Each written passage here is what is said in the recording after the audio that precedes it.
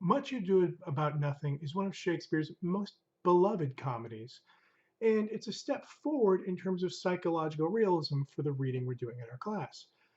Up till now, the standard boy girl plot, the marriage plot, has been about the forbidding father. It's been about an external obstacle.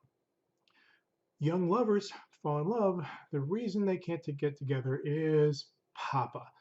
Papa who won't let the younger daughter get married before the older daughter. Young Papa who wants to pick his daughter's husband and doesn't like the one she picks and likes this other one who has lied and broken an engagement with somebody else. The problem being external. Here, Claudio and Benedict do not have fathers standing in the way. What is keeping Benedict and Claudio from romantic happiness is that they are Benedict and Claudio. Their problems are internal. Their personality is what gets in the way. Beatrice's problem is both that she's Beatrice and that she likes Benedict. The hero's problem is object choice. Claudio is, of course, that most ominous of figures in comedy, the boy your father wants you to marry. Here, the father wants the daughter to marry. The boy, the daughter herself wants to marry. Everybody should be happy. No, it's a new level of difficulty. Claudio is the problem because he's insecure, because he's jealous, because he's easily misled, because he listens to other men and not to women, because he's gullible, because he gets fooled not once but twice by the same rat bastard who convinces him both times that Hero is sleeping with another man or going to marry another man. He keeps falling for it. Clearly, it's about him. Benedict's anxiety and unwillingness to expose himself, his fear of rejection, is what makes him not with Beatrice and back and reverse. Benedict, who's roaming around Act One, declaring in his endlessly comic prose that he will never get married, that he will never get married, etc., etc., etc.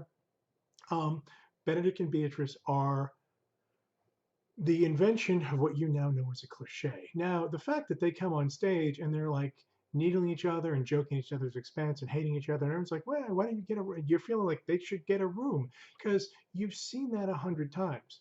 All the other times you've seen it were imitations of Beatrice and Benedict. Shakespeare is inventing that. It's not a cliche, it's new. Beatrice and Benedict do it for the first time, and a lot of the ones you've seen aren't imitations of Beatrice and Benedict, but imitations of imitations of imitations. Welcome to the OG squabbling lovers, Beatrice and Benedict. One of the kings of England, Charles II. I don't have a lot of favorite kings of England, but he's in the lower tier. You can see him at the Cleveland Museum of Art. There's a portrait of him. Charles II, in his copy of Shakespeare's plays, actually crossed out the title, Much Ado About Nothing, and wrote in Beatrice and Benedict. They seem to be the leads. They are both enormously comic figures. They are gifted in language, but they speak a lot of prose, an enormous amount of copious, clever, funny prose.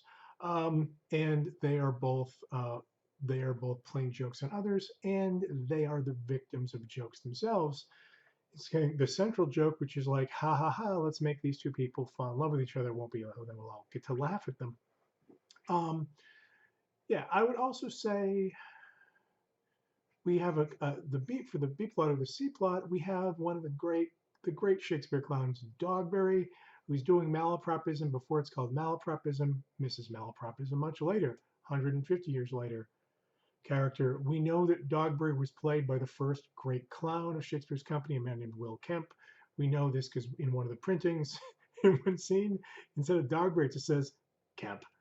Dogberry, the constable, who seems like the biggest fool in the world, but who actually gets his man, who is in fact what solves the problem that the smarter and more articulate aristocrats can't.